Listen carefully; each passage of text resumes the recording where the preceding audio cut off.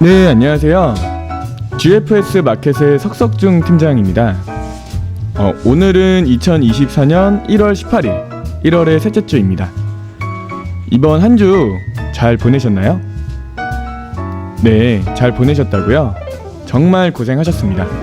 이번 한 주간 다들 고생 많으셨고 정말 수고하셨습니다. 다른 게 아니라 오늘 이렇게 영상을 올리게 된 이유는 우리가 이번 한 주 동안 함께 선물 시장에서 정말 치열하게 싸웠지 않습니까? 그래서 우리가 보내온 이번 한 주간의 차트를 함께 복귀하면서 추가적으로 이런 매매에 도움될 수 있는 방법들을 하나하나 연구하고 함께 공유하는 시간을 가져볼까 하거든요. 준비되신 분들은 영상을 보시면서 함께 시청을 해주시고요. 그럼 선물 트레이딩의 세계로 출발하겠습니다. 지금 시장에 참여하고 계시는 우리 선생님들, 우리가 보통 매매를 하시다 보면 다른 사람들은 어떤 관점을 가지고 있는지 또는 어떤 분석법을 가지고 매매를 하고 있는지 궁금하실 수가 있잖아요. 물론 사람마다 보는 관점이나 매매법은 다 다를 수밖에 없지만 당연히 다른 사람은 어떻게 매매하는지 궁금할 수밖에 없을 건데요. 앞으로 매주마다 한 가지씩 매매법에 대해서 다양하게 공유를 하고 함께 분석해 보려고 합니다.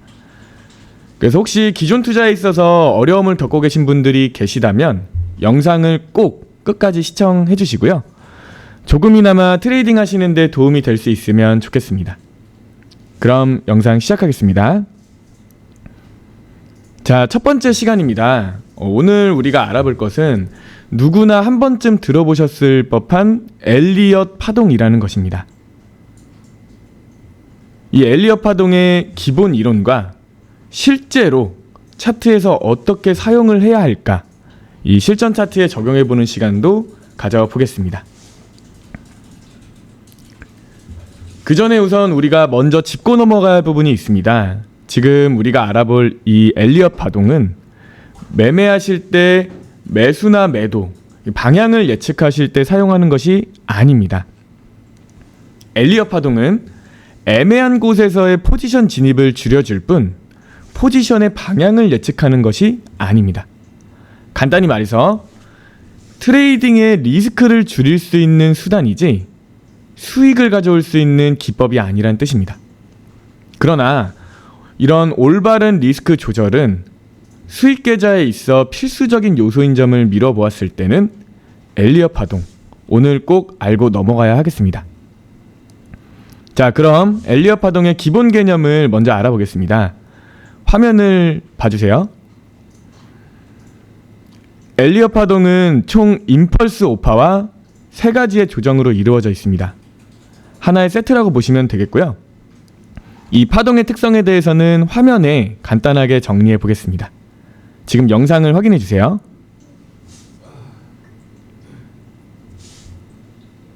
확인하셨나요? 그럼 핵심적인 요소들만 짧게 정리하고 바로 실전으로 넘어가 보겠습니다. 엘리엇 파동의 절대 불가침 법칙입니다. 그림을 보며 설명하겠습니다.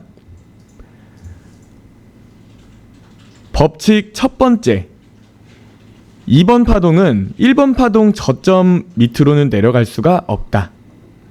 그러니까 여기가 첫 파동의 시작이라고 한다면 두 번째 파동이 저점을 깨는 순간 엘리어트의 이론은 적용될 수 없습니다. 이 부분 꼭 기억해 주셔야 되고요. 두 번째, 4번 파동은 1번 파동과 절대 겹쳐서는 안 된다. 그림을 한번 보시겠어요? 그림과 같이 1번 파동의 영역과 4번 파동의 영역이 겹쳐서는 안 됩니다. 한마디로 첫 번째 파동 이후에는 두 번째 파동 조정 후에 저점을 높일 거고요. 다시 상승한 뒤에 찾아오는 조정이 있을 때 첫 번째 파동 고점까지 터치해서는 안 된다는 뜻입니다. 마지막으로 세 번째, 3번 파동은 5가지 파동 중에 가장 길고 크게 움직여야 합니다. 굉장히 중요한 법칙이고요. 그러니까 쉽게 말씀드리면 3번 파동이 가장 짧은 충격 파동이 되면 안 됩니다. 가장 중요한 법칙이고 엘리어트 이론의 핵심이니 꼭 기억해 주시기 바랍니다. 마지막으로 총 5개의 충격 파동은 언제나 연장될 가능성이 있습니다. 따라서 이제 엘리엇 파동 진행 중에는 가급적 포지션 진입은 피해야겠습니다. 그럼 실전 매매에는 하나도 쓸모없는 거 아닌가요? 아닙니다.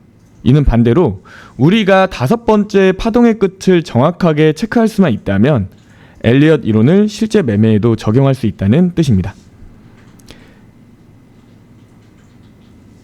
나머지 기본 법칙들은 영상으로 천천히 보여드리겠습니다. 좀 지루하시더라도 끝까지 천천히 잘 읽어보시고 다음으로 넘어가겠습니다. 자, 이제 기다리시던 실전으로 넘어가 보겠습니다.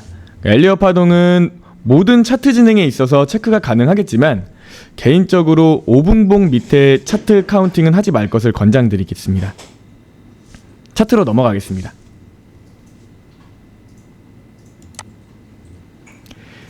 나스닥의 일봉 차트입니다. 지금 이 부분 제가 미리 체크를 해두었는데요. 여기 있는 캔들 3가지는 1월 15일부터 1월 18일까지의 나스닥 일봉 구간입니다. 이 해당 차트를 5분봉으로 한번 쪼개보겠습니다.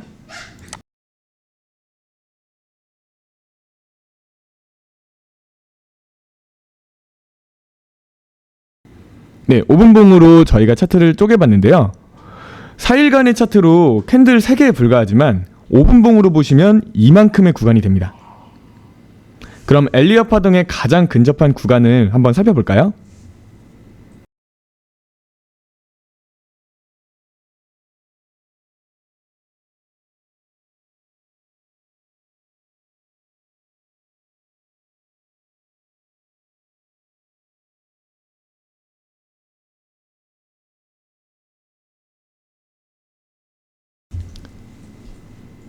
첫 번째 구간입니다. 여기 보시면 1파의 시작을 체크해 볼 수 있습니다.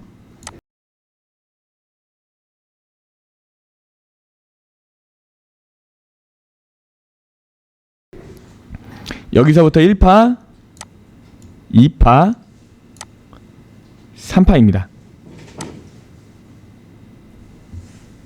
저희가 앞선 시간에 엘리엇 파동의 기본 법칙을 배웠죠. 3파동은 모든 파동 중에 가장 길어야 한다. 법칙에 맞지 않습니다. 넘기겠습니다.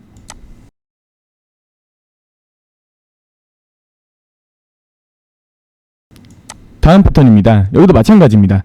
첫 번째 파동을 체크해줍니다.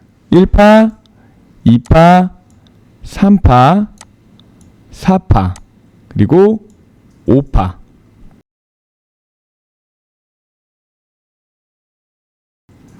세 번째 파동이 가장 긴 것을 확인할 수 있습니다. 그리고 첫 번째 파동과 네 번째 파동의 끝이 겹치지 않아야 하는데 지금 보시면 네 번째 파동의 끝이 겹쳐 있는 것을 확인할 수 있습니다. 이럴 경우에도 엘리엇 파동에 맞지 않습니다. 다음 구간으로 넘어가 보겠습니다.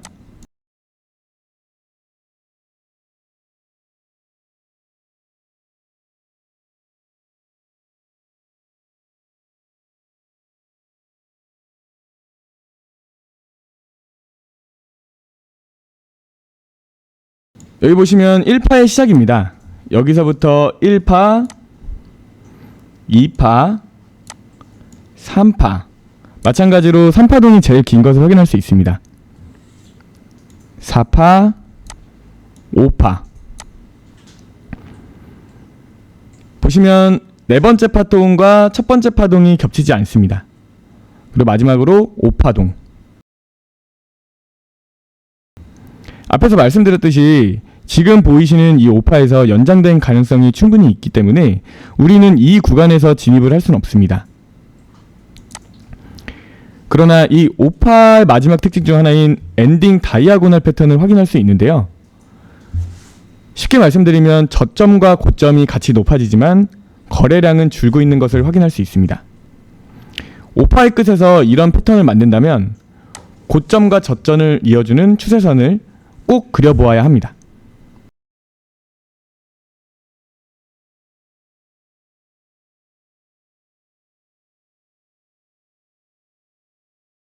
여기서 두 개의 타점이 발생합니다.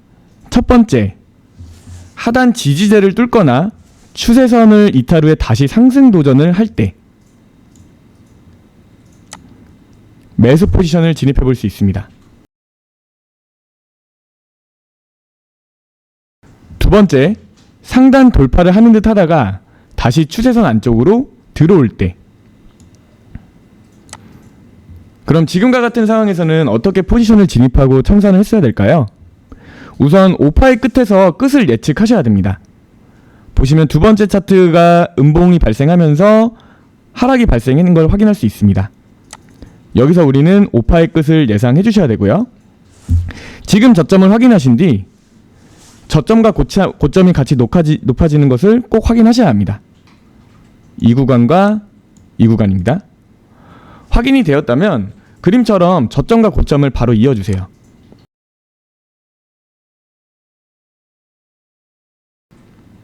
아까 말씀드린 지금 저점이 깨지는 구간에서 반등하는 첫 번째 캔들에서 캔들이 끝남과 동시에 매수 포지션 진입이 가능해집니다.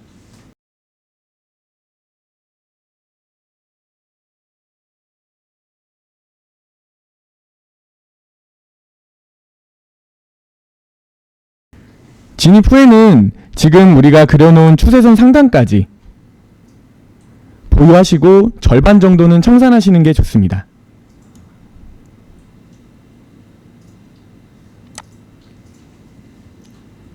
만약 차트가 그림처럼 올라가지 않고 밑으로 향했다면 포지션을 청산하거나 짧게 매도 스위칭도 가능합니다. 지금의 경우에는 추세선으로 돌아오지 않고 상승해준 모습을 보여주고 있습니다.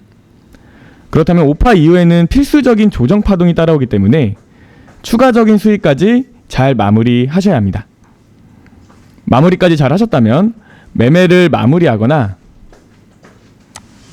매도로 스위칭도 고려해 볼 수 있습니다. 그러나 이런 조정 파동의 패턴은 정말 다양하기 때문에 5파의 끝에서 매매를 잘 마무리하셨다면 추가적인 진입보다는 매매를 전부 마무리하고 남은 차트 복귀하는 것이 가장 좋다고 볼 수 있습니다. 자, 그럼 오늘은 이 엘리엇 파동을 이용하여 정말 기초적인 매매법에 대해서 안내를 드렸는데요. 우리 해외 선물에 꿈이 있고 또 트레이딩에 진심인 회원 여러분, 지금 이 방법들은 선물 트레이딩에 있어 가장 기본적인 트레이딩 방법 중에 하나입니다. 앞으로 매주 이런 트레이딩법에 대해서 하나하나 같이 연구를 해보고요. 이번 한 주간도 고생 정말 많으셨습니다.